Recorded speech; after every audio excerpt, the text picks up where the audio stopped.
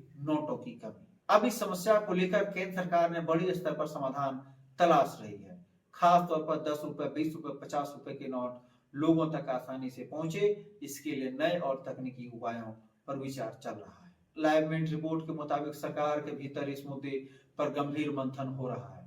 प्रस्ताव में शामिल है ऐसी मशीनें जो मांग के अनुसार सीधे छोटे मूल्य के नोट जारी कर सकेंगे। इसके साथ ही एक नए तरह के हाइब्रिड एटीएम का भी प्रस्ताव है जो बड़े नोटों को छोटे नोटों और सिक्कों में बदल देगा। यानी अब 500 रुपए नोट लेकर दुकान दुकान भटकने की मजबूरी खत्म हो सकती है। सूत्र के अनुसार छोटे नोट जारी करने वाले मशीन का प्रोटोटाइप मुंबई में पायलट प्रोजेक्ट के तहत परीक्षण के दौर में गुजर रहा है।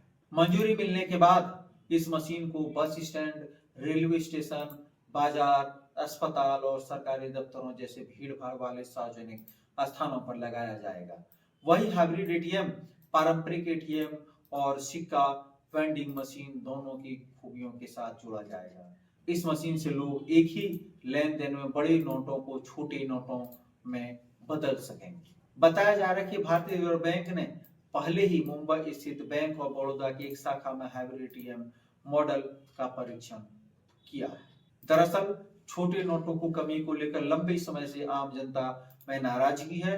दुकानदारों को 500 रुपए नोट का बदला लेने में दिक्कत होती है, जिससे लेन देन में देरी और कई बार कीमतों में गोलमोल भी करना पड़ता है। आरबीआई के आंकड़े बताते हैं कि चलन में मौजूद कुल मुद्रा में 500 रुपए के नोट संख्या के हिसाब से करीब 41.2%, जबकि मूल्य के हिसाब से लगभग 86% हिस्सेदारी रखते हैं।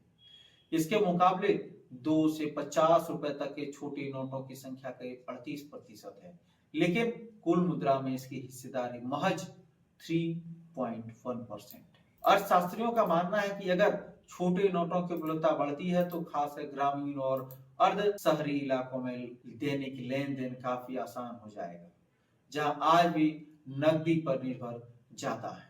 हालांकि बैंकिंग क्षेत्र से कुछ जानकार यह भी चेतावनी देते हैं कि सिर्फ मशीनें ही काफी नहीं होंगी, छोटे नोटों की छपाई, सप्लाई और रिसाइकलिंग को भी साथ साथ मजबूत करना होगा। कुल मिलाकर केंद्र सरकार की यह पहल अगर जमीनी स्तर पर सफल होती है तो आम आदमी को रोजमर्रा की सबसे ज्यादा नगद समस्या का ठोस समाधान साबित हो सकता है। अब देखना होगा कि ये प्रस्ताव कब तक नीति के रूप में लाते हैं और देश भर में कब लागू होती है। और जैसे कुछ अपडेट आता है मैं आप सबों के बीच जरूर लाऊंगा।